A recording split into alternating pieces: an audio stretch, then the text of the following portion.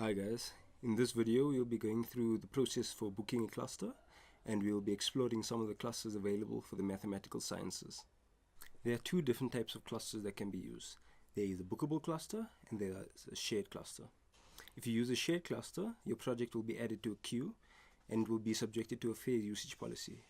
This dictates that there can only be a limited number of jobs submitted at a time, and each job are of a limited duration. This is to allow for multiple users to use the cluster fairly. If you would like to book out a cluster, we use a ticketing system. The ticketing system entails that you send an email to tickets@mail.ms.wits.ac.za. In this email, please include any special requirements that you may need, such as software, the number of nodes needed, and the approximate time needed for your job. You will then be given a slot to use for as long as you are booked. And we encourage you to please only book a cluster if your code has been verified and will produce meaningful results so that resources can be used responsibly. There are 4 different clusters that you can use. There's the Sunblade Microsystem 6048, there's the Xeon Phi cluster, there's the NVIDIA cluster, and there's the Computer i7 Lab cluster. And please bear in mind that the principal investigator or your supervisor will receive a report of your usage on the cluster. The Xeon Phi cluster runs CentOS and has 60 cores on board, and it comes with 64 gigabits of onboard RAM.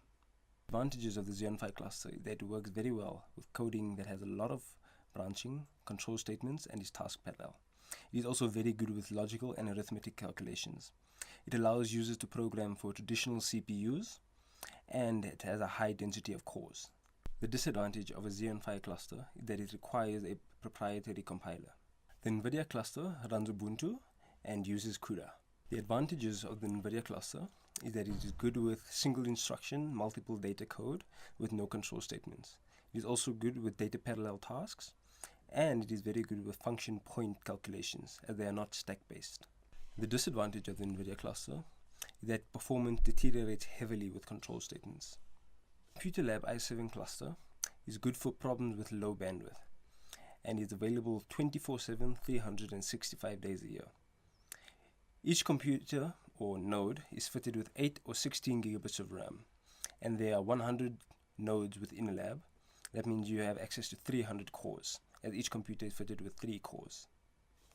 The Computer Lab i7 also runs Ubuntu. The advantages of the Computer Lab i7 cluster is that they use very modern i7 processors, and it allows the user to program for traditional CPUs.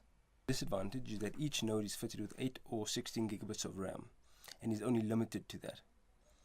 And the fact that each of the nodes are connected via Ethernet cable means that if you are running code that requires large amounts of data to be transferred between the nodes, it could cause a bottleneck.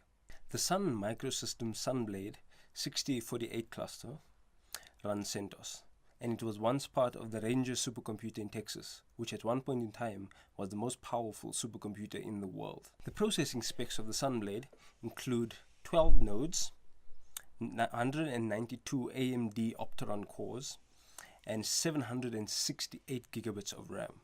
The advantages include lightning fast connectivity using InfiniBand and a high core density.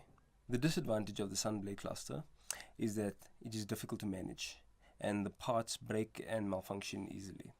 And because it uses so much electricity, the hardware components can overheat, causing hardware malfunction. Because this Sunblade cluster is difficult to manage, we only turn on the system when a project needs to be run, and thus in order to use it you need to book.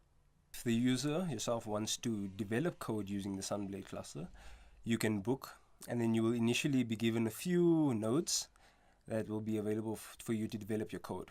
Once your code is production ready, you can then book out the entire cluster and use all 12 nodes. If you're not currently on the Wits property but you would like to access the cluster, you need to SSH into mscluster.ms.wits.ac.za. From there, you'll be able to SSH into the head node of the cluster that you need to use. There is a special node, which is part of the mathematical sciences, which is a dedicated high-end visualization server. This will be discussed in a later video.